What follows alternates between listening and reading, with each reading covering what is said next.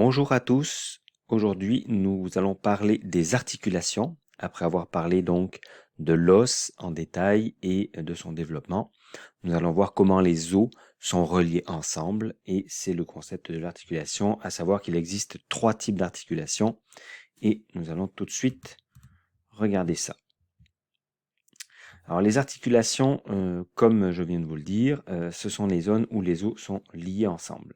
Donc, on connaît évidemment les articulations les plus évidentes à l'intérieur de nos membres, donc dans les membres supérieurs et inférieurs, au niveau du coude, de l'épaule, genou, cheville, etc. Bon, on a aussi un mouvement possible au niveau des hanches, au niveau de l'aine ici, et au niveau de la colonne vertébrale, on peut tourner le cou également, les doigts, bref, toutes les zones où on a possibilité d'un mouvement. Ce qui nous intéresse aujourd'hui, c'est comment les os sont liés ensemble. Et en fait, il existe donc 3 possibilités.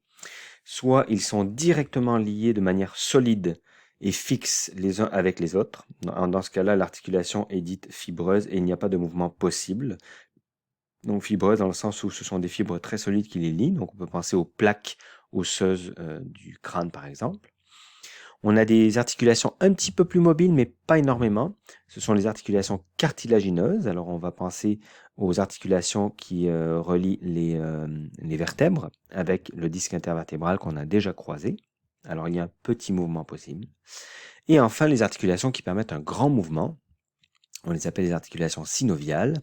Alors, pourquoi? C'est parce que elles contiennent un liquide entre les deux. Comme les deux os vont relativement, en fait, bien bouger les uns par rapport aux autres, l'un par rapport à l'autre, ou les uns par rapport aux autres s'il y en a plusieurs, eh bien, on a un liquide qui va lubrifier l'articulation et qui va permettre un bon mouvement. Alors, ce liquide, pour qu'il soit maintenu en place, ça va nécessiter qu'il y ait une membrane hermétique qui recouvre toute l'articulation, qu'on appelle la capsule synoviale, et on y reviendra en détail, bien sûr.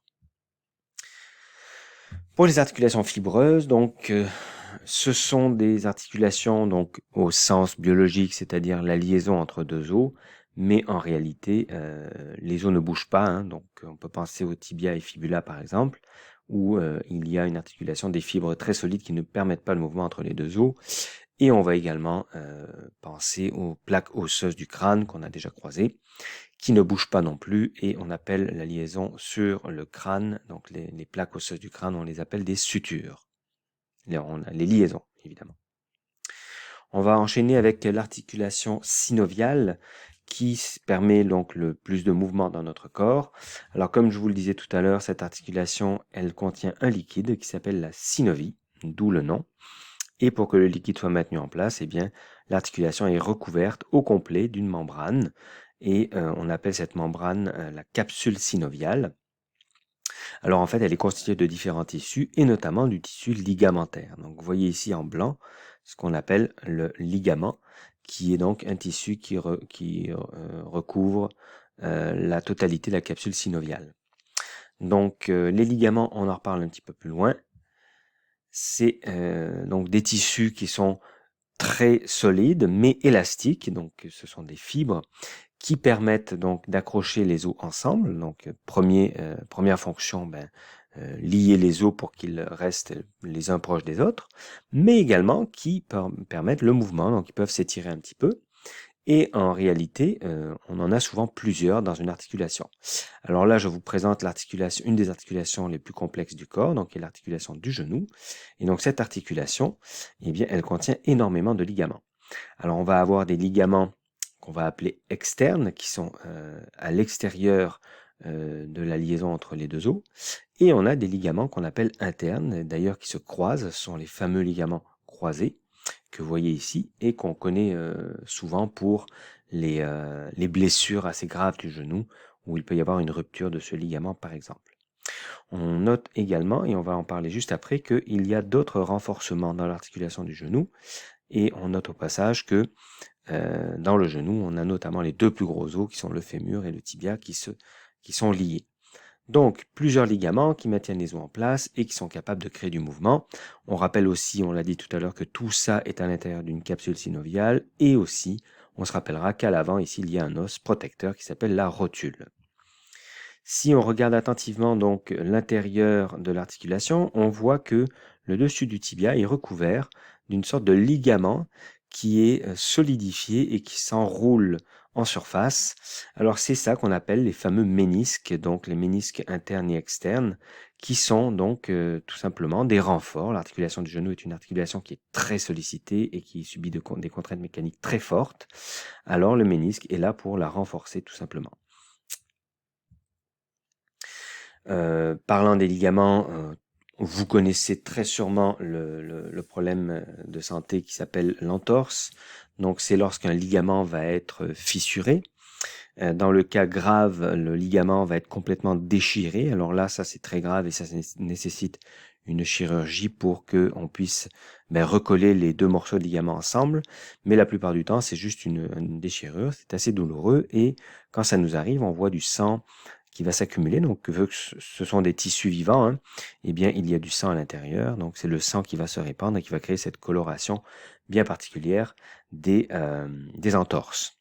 Alors, autre problème lié aux articulations, c'est la luxation, donc qui va entraîner la sortie d'un os de l'articulation. Donc, ça peut s'accompagner, et c'est évident, d'une déchirure de la capsule synoviale et éventuellement de déchirure de ligaments également. Donc, deux problèmes de santé liés à ces articulations.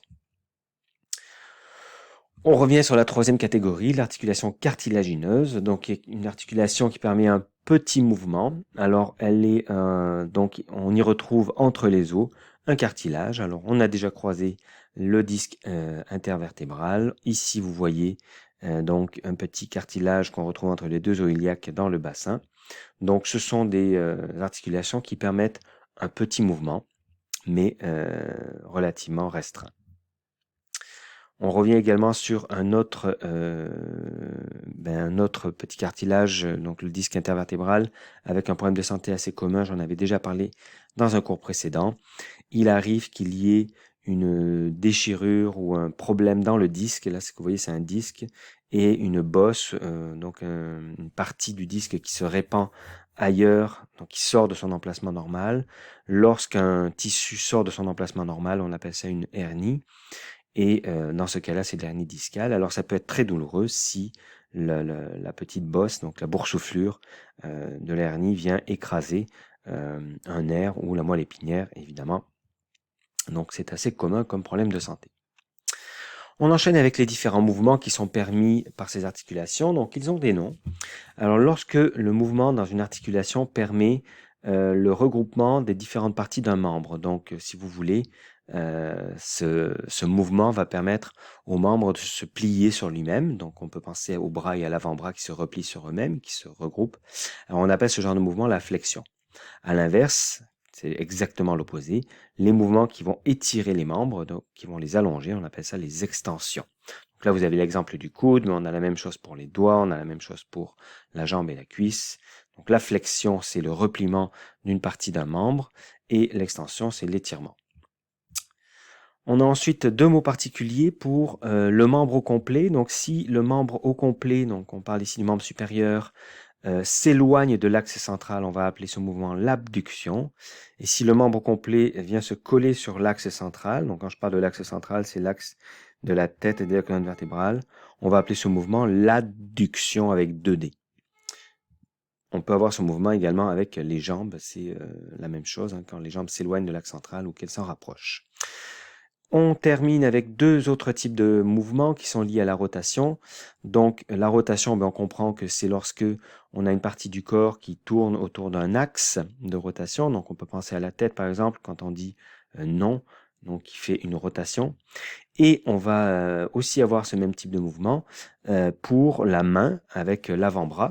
Alors là, c'est un nom particulier. Lorsque la main tourne et que le pouce va vers l'extérieur du corps, ou on va le dire d'une manière plus simple, lorsque la paume de la main se retrouve vers le haut. Alors on appelle ce mouvement de rotation donc dans le poignet la supination. Et lorsque le mouvement de rotation amène le pouce vers l'intérieur du corps et que donc la paume de la main va vers le bas, à ce moment-là, on appelle ça la pronation. Donc si vous voulez, on peut y aller avec le mot supplier ou prendre un objet qui est devant nous. Voilà pour les articulations du corps.